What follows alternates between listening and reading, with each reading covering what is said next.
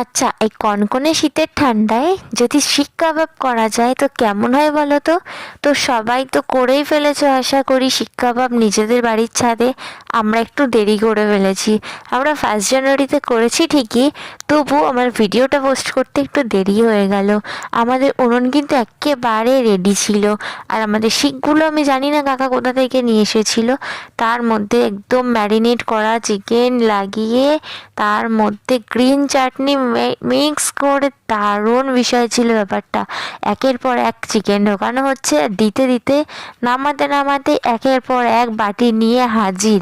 সবাই মিলে এত মজা করে খেয়েছি যে বলার বাইরে।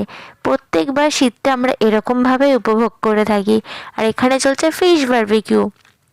অনেক দিন পর খেয়ে ওয়াও, মানে সত্যি যেরকমই হোক না কেন সবাই মিলে একসাথে যখন কোনো কিছু অ্যারেঞ্জ করা হয় না, বেশ